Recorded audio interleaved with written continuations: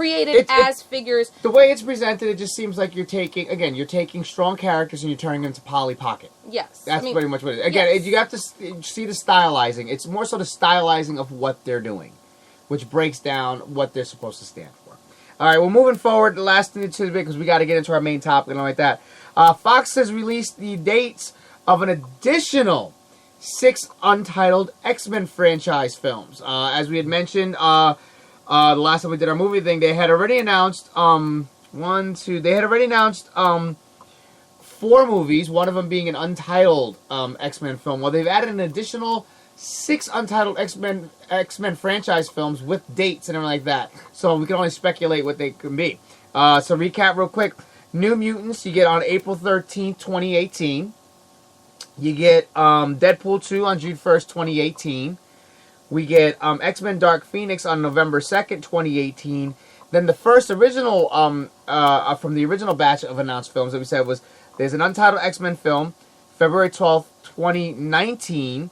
Speculations of, obviously it could possibly be the X-Force film or something like that. Now, they've also added the dates for the next 6 dates, for June 17th, 2019, November 22nd, 2019, March 13th, 2020, June 26th, 2020, October 2nd, 2020, and March 5th, 2021.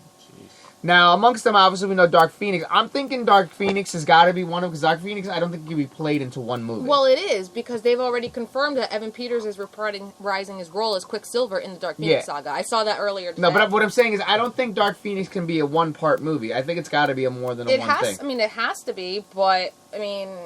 the way that Fox is doing the franchise. Who knows? Obviously, there's going to be an X-Force franchise, because there's obviously they've already slated there's going to be an X-Force film that's happening. So it just begs you to wonder, what's going to be the other films in between there that are all X-Men franchise based, especially if Wolverine is done. Mm-hmm. Could it potentially be the Gambit film in there somewhere? Because that's still up in the air, and they said it is happening. So maybe one of those films could potentially be the Gambit film that everybody's waiting on. I would love to see a House of M, but I don't think that would be possible due to the fact that it dealt with Scarlet Witch. Yeah, and I would love to see a House of M. Well, not really. Remember, Marvel had their Quicksilver, Fox had their Quicksilver, true. because they do own the X franchises. So even though they're cross-banded per teams, I think that like Quicksilver, that could be a character that falls into them the ability to use, because she is still part of the X-Men universe. Yeah, but if I'm correct, it also had to do weren't her children her and Vision's children, if I'm correct. When Avengers? House of M. House of M. I believe her children because she flipped her shit when her kids died. Mm-hmm. Right. Her kids were her and Vision's kids. Mm-hmm. Because I remember wanting to cosplay as pregnant Scarlet Witch at one point if I was ever pregnant during Comic-Con. Yeah. So, I mean, I don't know if that would be something that they'd be able to cross over. I don't know. Well, only time will tell. I'm just trying to think of their bigger... Yeah, what they could do. I mean, only time will tell. I mean, this is going to definitely be interesting. I mean, obviously in there is going to be the X-Force. We know X-Force is definitely in there. Definitely. I'm thinking one possibility they may try, because it's already been noticed as an Easter egg. Deadpool 2 already has an Easter egg that was out there for Alpha Flight. So Alpha Flight may potentially even be one of them. Yeah, I know. There's also talks of potentially having Captain Britain somewhere in there. So who knows? Okay. Yeah. Well, that could make sense because of the original Psylocke. Okay. Oh, all right. Yeah. Well, that being said, ladies and gentlemen, that was a pretty hefty, even though kind of short, tidbit-wise, but large discussion-wise. Ladies and gentlemen, that is your nerd news for the week. And thank you for sticking with us, because now we got to get to our main topic. What's hot in here? Yeah, it is. It's steaming. What you guys don't realize, when we have the spotlight off, it's really dark and you can barely see us. We put this light on, this sucker is hot. And we're sweating, and we cut the air conditioning off while we do this show for you guys so you can hear us. And we be spitzing right now. Anyway. I'm immediately regretting this. Okay. Once again, our main topic of the evening is our summer movie preview. This is our annual tradition. Every summer, we run down just a quick little list of some of the most anticipated movies that are coming out this summer. We also are going to be including movies that are currently already in theaters because and the reactions they're getting. And the reactions they're getting because they were the movies to officially kick off summertime for moviegoers. Mm-hmm. All right, well, and here's the little list. All right, well, I did the read-offs. You always lead the lists. You know I'm that. going to read the list tonight. All right, well, let us start off with two that have definitely already came out to set the standards for the summer movies, both of which were huge, one huger than the other. Of course. Pirates of the Caribbean. Yep. And Wonder Woman. Okay. Wonder Woman is currently obviously still dominating the box office. I just saw that it was actually banned in another country, too. Yeah. Again. Like, the controversy hasn't stopped, but she continues to stroll forward. I mean, we haven't seen it yet, but Wonder Woman has been heralded as the DC route that they should have been going this entire time. I don't know what that's going to entail for everything else that they do, but they've been saying this is the route they should have been going, that this is actually, it's been compared to Captain America in terms of how good it is and everything like that. I mean, so it was a hell of a way to kick off. Sadly, it doesn't seem like the Pirates, like, I really haven't heard much of it. I haven't heard it was bad. I haven't heard it was good. I just generally haven't heard anything about the Pirates movie. Honestly, I think it's beating a dead horse. It's run its course just a bit at this point. It's definitely run its course. But I mean, it's also a movie that's currently out and going head to head with Wonder Woman. Yeah. And Wonder Woman is huge. It is doing more than what it anticipated to do. I mean, as far as Pirates of the Caribbean is concerned, you know, their marketing was a lot slimmer for this. You know, I mean, and compared to their previous movies, yeah. The marketing was a lot slimmer for this. And then the marketing that they did do for Pirates was a little bit odd in the sense of, we got new Funko Pops, okay, cool. And you got a makeup line at Kohl's that I want to buy. Because I saw it, and oh my god. But, like, the marketing for this just went in a really odd direction. I mean, it's much better than the marketing for Wonder Woman, because, I mean, while people are saying that they've seen, you know, this and that from Wonder Woman, to be perfectly honest with you, I still, to this very moment, on cable television, I've only ever seen one commercial for it. Yeah, seriously. And that pisses me off. Like, if it's not YouTube, or if it's not me looking at a fucking Dr. Pepper can, I really have not seen the marketing for it. And I don't mean merchandise. Merchandise is merchandising. The merchandise is completely different from marketing. Yeah, because of course. There's tons of Wonder Woman merch. There's merch in Walgreens for Wonder Woman. But as far as advertising for it, it was very low-key. It was actually, I mean, extremely low-key. At least here it was. I mean, other people are like, oh, go to Times Square and you'll say, oh, great for Times Square.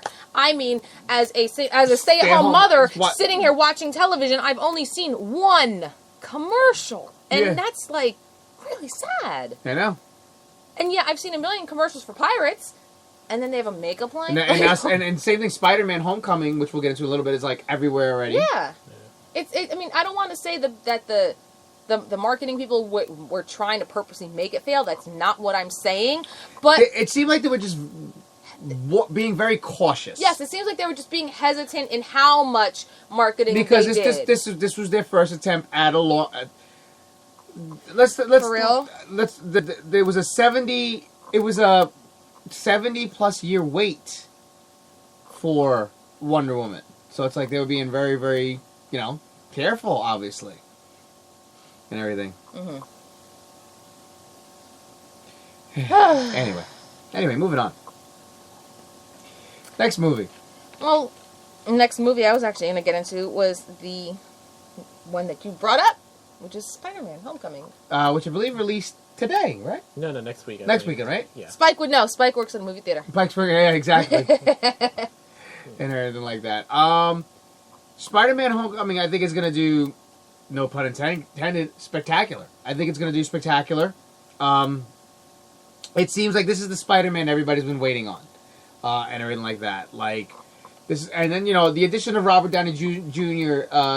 As Tony Stark, and doing that crossover. It's technically a crossover because remember, this is a Sony film, and thank God Sony decided to play ball with Marvel/Disney. So I think the funny thing is, like, at first it seemed like the use of Robert Downey was to put the asses in the seats. Now it's just like a little. Now it's almost like a little like, well, here's a little side of broccoli for you, because people have gotten very excited for Spider-Man itself. Like, it looks good. It looks like the Spider-Man we've wanted for a long time. The action looks amazing. Tom Holland seems to be doing an absolutely great job with the character or anything like that. So I think Spider-Man is going to be a phenomenal hit across the board. It's going to take a lot of catching up, though, to catch the numbers of Wonder Woman. I mean, Wonder Woman is still raking in dough, left and right. So that's going to be the big question. Is Spider-Man going to be able to dethrone Wonder Woman as the superhero movie winner for the summer? Like, that's going to be the real thing. Can it dethrone Wonder Woman? That I know. I mean, it's... And again, this by far looks like the best Spider-Man movie. Oh, without a doubt. That they've ever done. Yeah, without a doubt. This is the Spider-Man movie we have wanted.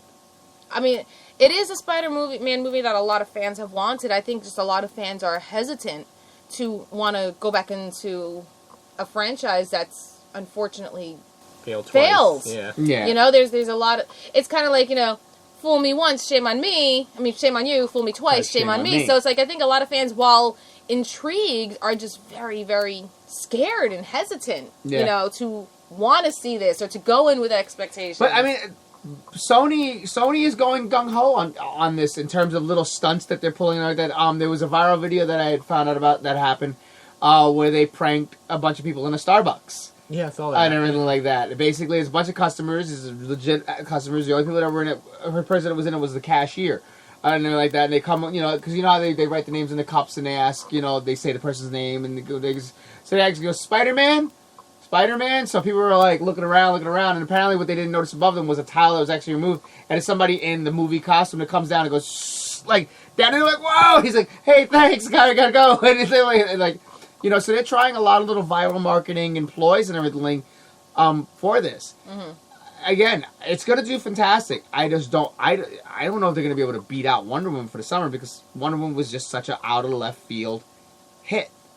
But the thing is, as fans of Spider-Man, there's going to be the winners because this is the Spider-Man movie they've been waiting on. And they have confirmed that Miles Morales is part of the Spider-Man movie universe. They have already confirmed that. So this is going to be interesting. This is definitely going to be interesting. Most definitely. All right, moving on. All right, well, going more towards the Pirates of the Caribbean. Swap sides with me because I know you don't like to be caught in the middle of the smoke. Yeah. Going, like, as we mentioned, with the Pirates of the Caribbean route, as we said, how it just feels like, you know, they're kind of bleeding the franchise dry, we can easily hop into Cars 3 and Despicable Me 3. Well, for Cars 3, Cars 2 definitely jumped the shark with the whole Mater being a spy thing. Like that. That was like a serious stray and jumped the shark. The one thing I commend them is it's going back to the roots of the Lightning McQueen thing, because Lightning McQueen was in the first one, you know, a young race car driver coming out. Now this is the story, no pun intended, coming full circle. They're making a left turn. Yeah, you guys couldn't wait for that one. Nope. Yeah, but it's the story coming full circle. It's like one of the few times as brother and sister you guys were on the same page. Worst twins ever. Anyway, now he's the eighth car being edged out for the new moderns and everything like that, and he's trying to push that one last victory in there. And then, of course, it's a much darker tone. As I said, you know, it's nothing quite like being a kid and all of a sudden seeing one of your childhood cartoon heroes or whatever like that, seeing and its parts flying everywhere. You know, he's crashing and burning, and his parts are flying everywhere. This is going to be a much darker tone for kids to take in. I mean, as we grew up on the original Cars in a sense. I mean, granted, we were all a little older, but we were still technically young. But now it's like seeing him ride off into the sunset. This is very, you know, kids having to learn about aging and moving on and your time being over and things like that. This is gonna be a very heavy movie. This is Toy Story 3 all over again. I know. This is Toy Story 3 all over again. Mm-hmm. And I don't know if this generation is going to be able to handle it. I think I think the story is going to be good. I just think it's going to be too much substance for kids to take in.